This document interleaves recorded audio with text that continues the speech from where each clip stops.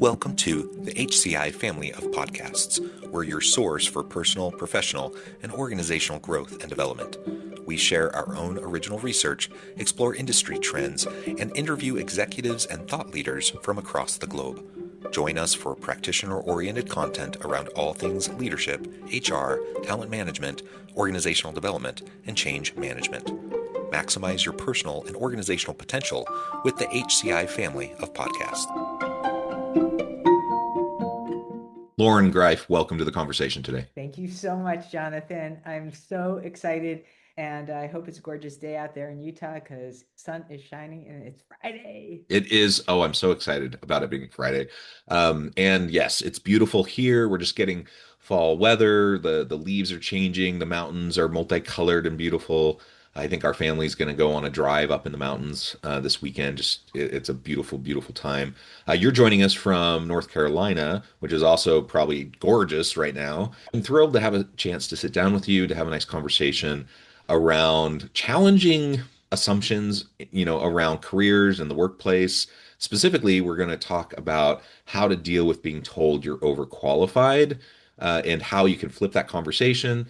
A lot of us have probably experienced that. I know I have. And so I'm as excited to hear from you about on this topic as hopefully anyone in the audience is, because yeah, it's super frustrating. Like, if you're passionate about something and you're qualified and you have a lot to bring to the table and you really want to work with an organization, and then they won't even really look at you because they say you're overqualified. Like there's this magic sweet spot. You can't be underqualified, you can't be overqualified. You have to be like this perfect little sweet spot, which kind of seems nuts to me.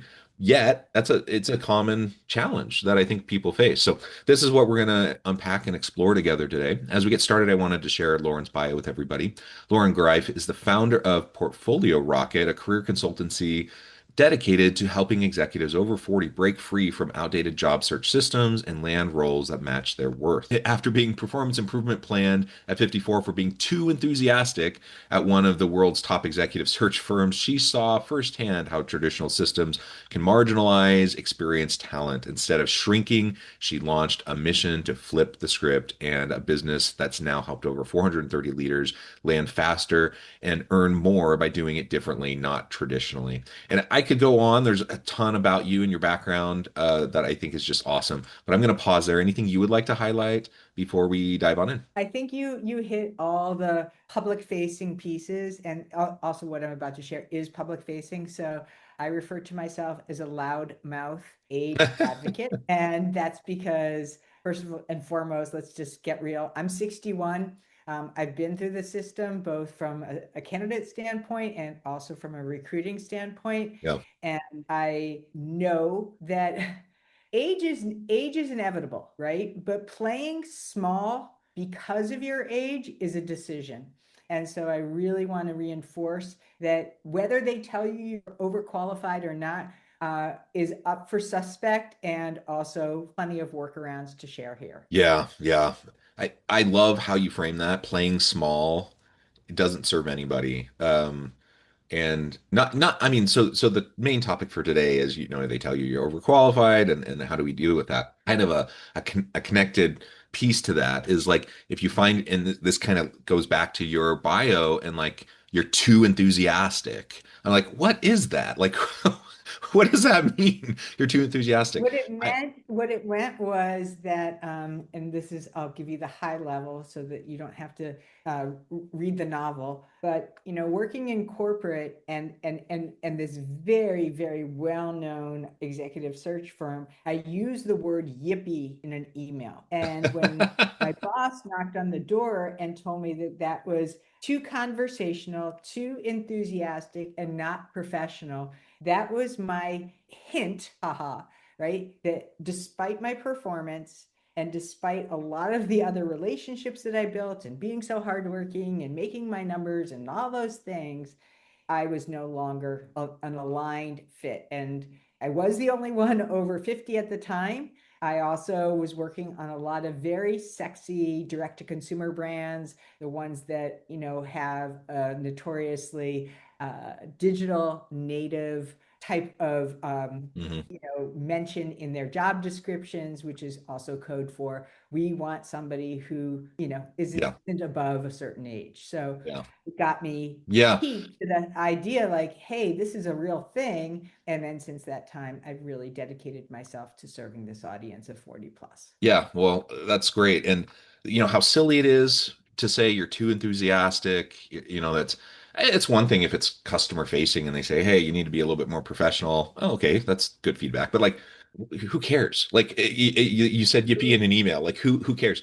You know, I've experienced similar types of things, you know, where it's kind of the same thing. Like my office, your office is too fun. Like why don't you like be a little bit more, I mean, not they didn't use the word Daryl? sterile, that's a good way to put it. Bland, they didn't use the word bland, but you know, it's code. Like when you say it should be more professional, I'm like, says who? Like why? Like the only person that comes in here is me, and maybe some other coworkers. And why shouldn't it be a place that I enjoy to be, that's fun, that's inviting, that's warm, and keeps my energy up, right? You know, so things like that, or like, you know, messaging to like you should slow down, you should pump the brakes, you should, you know, things like that. I'm like, really? You know, like playing small is a bad look. It's a bad look for an employer to tell their people to play small. It's certainly for the individual, it's not a good idea. Like if you find yourself in that kind of an environment, you really should take a second look and like, is this the place for you to be? Because you should be empowered to be as big as you can, you know, like to do as much as you can. And you know, because of some outdated norms saying, you know, I shouldn't wear my Happy Gilmore Boston jersey. Now, I actually wouldn't wear this to work, but like, you know, it, they're just silly norms that just don't matter. Like, if it doesn't matter, like, who cares? And why claim that that's a reason why someone doesn't fit with the organization and they should leave? And it's often just a coded kind of excuse for, you know, maybe someone who's older or something like that, where they need a reason to get rid of them because they're worried about age discrimination claims or whatever it might be the case. It's I often say ageism isn't going away. So I just want to make sure that this is really, really clear right from the get-go. There is nothing that you could do about somebody else's prejudice or bias. And they say that Yeah. ageism is the last permissible bias. But there's a lot that you, candidate and person in the company, can do to be able to mitigate what's underneath this band-aid or this smokescreen around overqualified. Yeah, yeah, and you're suggesting that a lot of times when companies use the term overqualified, it's really just a dog whistle towards ageism. Is that right? It is a dog whistle, but I think what I really want to impart is that it's typically a placeholder for the three primary fears that they are encountering in your candidacy or even when you're in a job. And the first fear and concern that they have is that you are not technically savvy. Hmm. So they're going to sniff out and they're going to want to know, hey, is this person able to bring the level of technical acumen to this job? Specifically, are you AI savvy? Are you an Hmm. AI ally or are you an AI, hey, no, thank you, right? Are you adopting or are you still believing that it doesn't really matter, right? So are you Yeah, going to which by the way, I mean that if that's truly what they're looking at, I mean that's a perfectly reasonable thing, right, to consider when you're hiring for a position.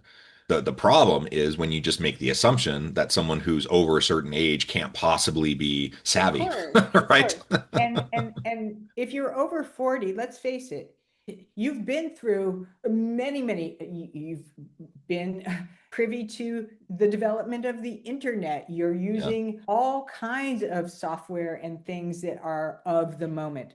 But the point is that you are responsible. You are very much responsible for making sure that that's clear. If you're an AI outsider and you're not using it, talking about it, and have an understanding of why this matters for the future of that company, it will literally put that nail in the coffin right away, right? They'll think you are not able to take us into the next version of wherever we are as a company. Yeah, yeah, AI outsider versus AI ally, totally, totally something that they're sniffing out, and it can also be a indicator for why they would call somebody overqualified. yeah, The yeah, second one is that they think, again, faulty assumption, that you are a flight risk. In other words, they see somebody who, presumably is on the, maybe at the latter part of their careers, 50s, maybe even 60s, and they think to themselves, geez, they're probably thinking about retiring soon. So I really want to address this because I'm here to tell you nobody gets to decide your expiration date. Nobody. yeah. It's so You it's so you frustrating. decide. Like the workforce is so different now than it was a generation ago, where maybe it was more traditional that people between 60, 65, maybe 70 on the upper end, was retirement age. People are, yeah, nobody gets to decide on your expiration date. Like people are working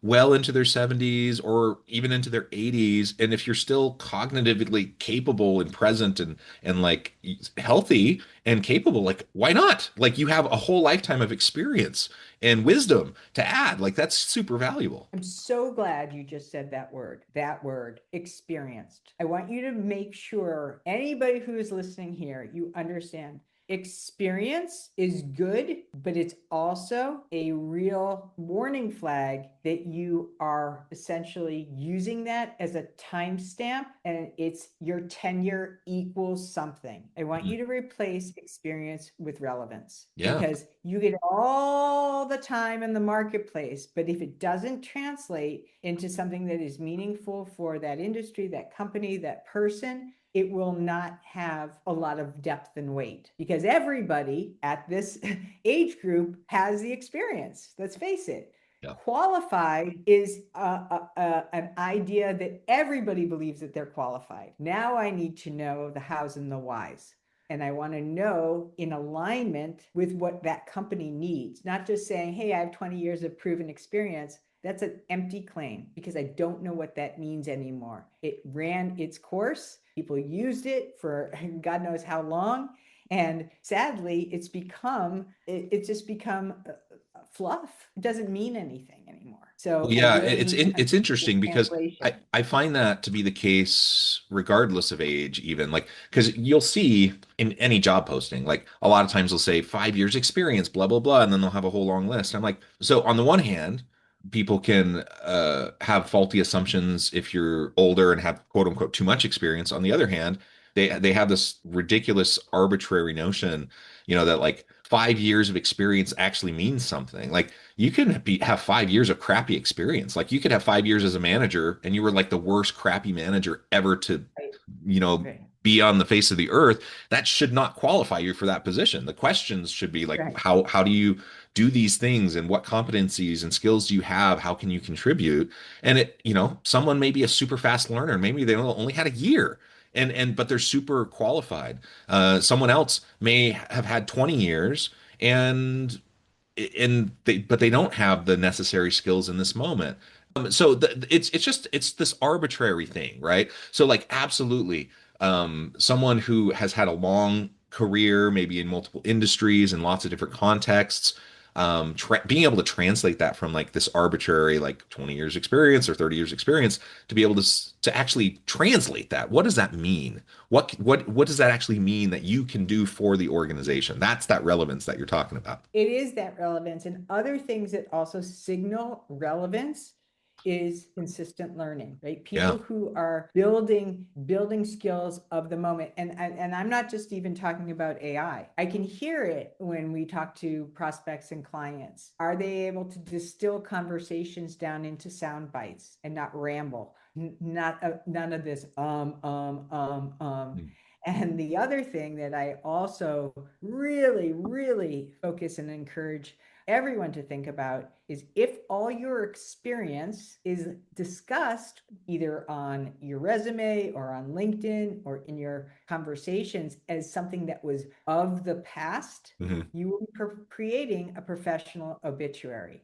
Everything that lives in this past tense is telling that decision maker, you've been there, you've done that. And what I really help our clients to work on is what we call tomorrow stories. Hmm. Take this experience and bring me into the future of whatever that industry is. And so I'll give you an example because I know that this might sound like, okay, so how am I supposed to do this, right? Like I've already done this project. And so how do I capitalize on having it live in the future? And a couple of examples, and I'll just top line these for you. If you have been through an RFP or brought in any kind of software to the company, the probability that that software still exists today is very high. In other words, that investment that you made in order to go through the RFP, to curate the vendors, to be able to secure the final implementation, all that investment still has a life Hmm. and probably an efficiency value, right?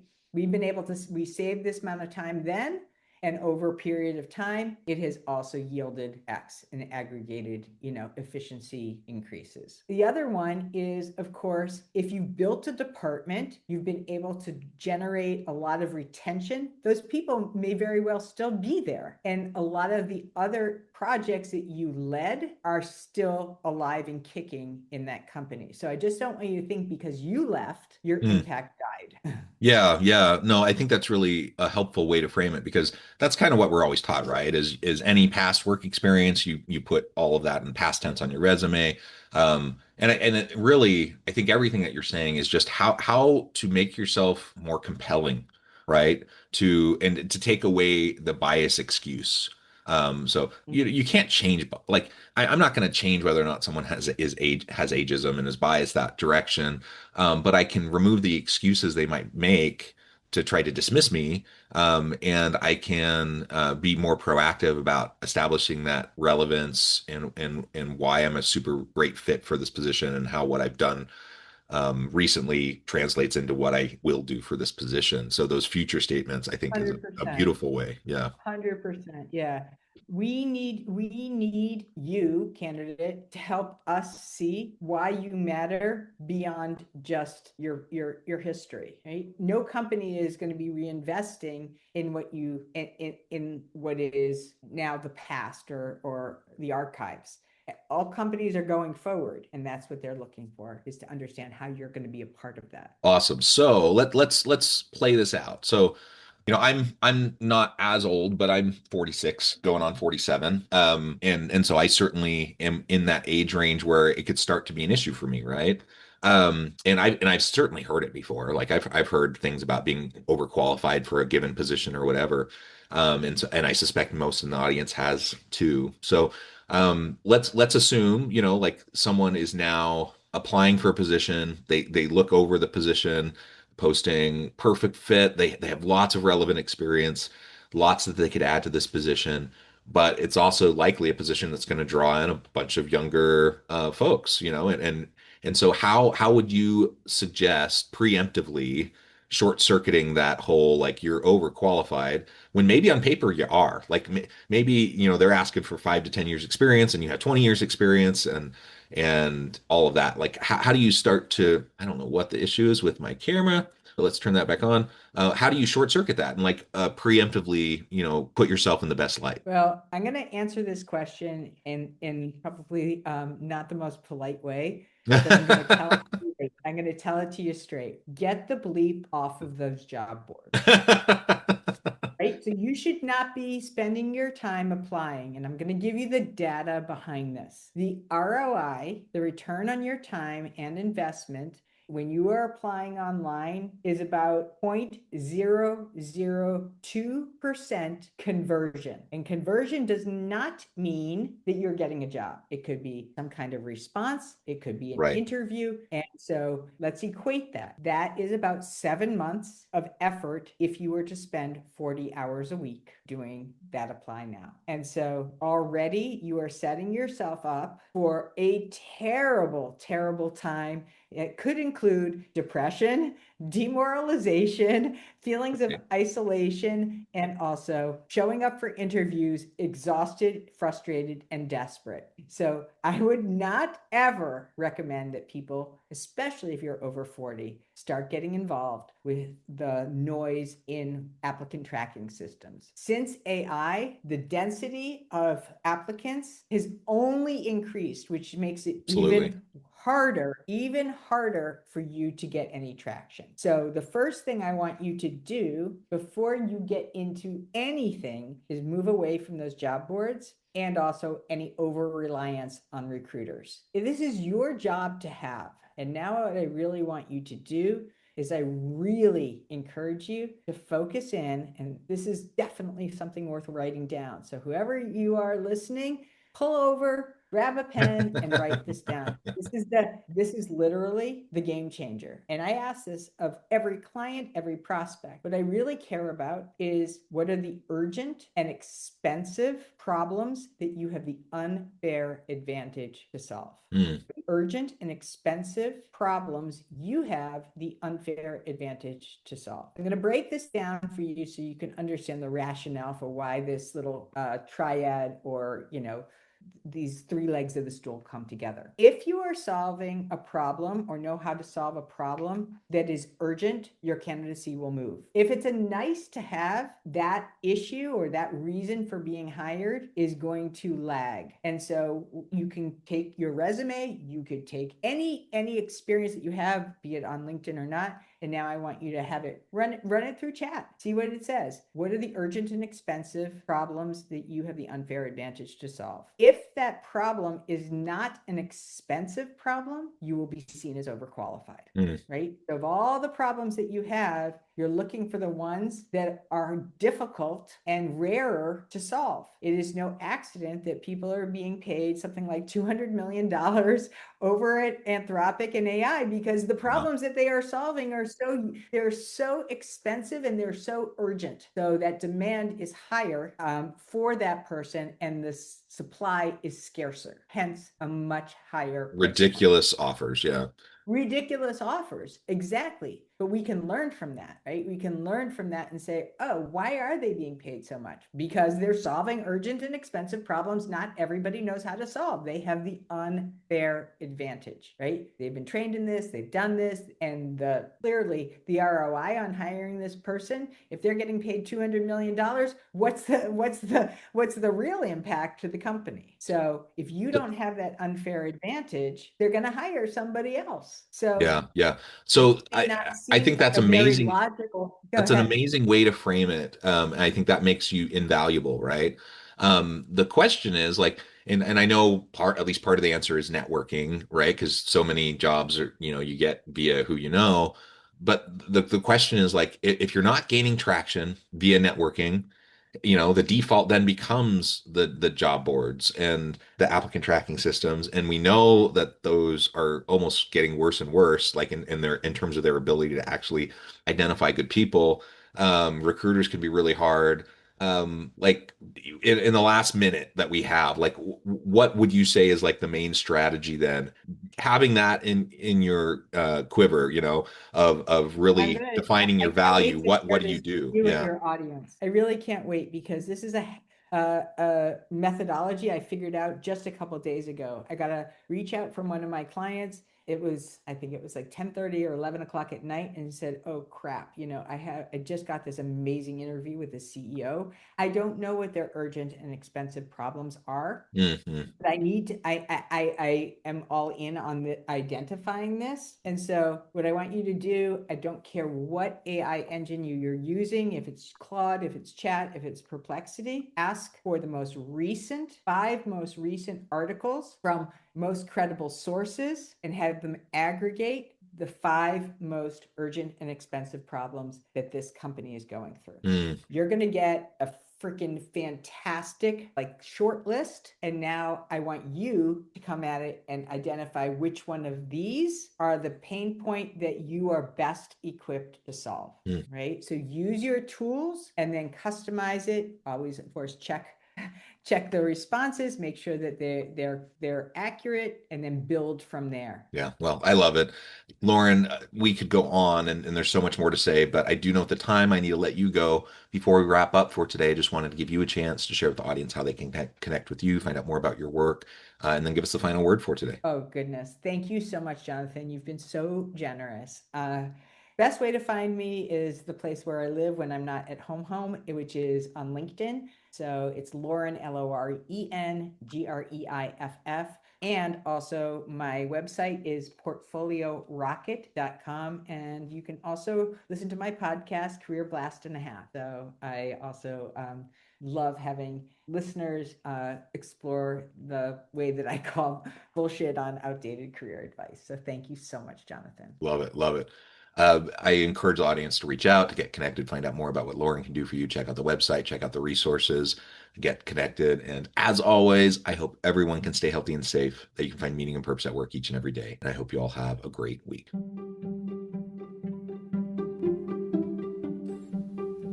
Thanks for joining us for this episode of the podcast. We hope you stay healthy and safe, and please join us again soon.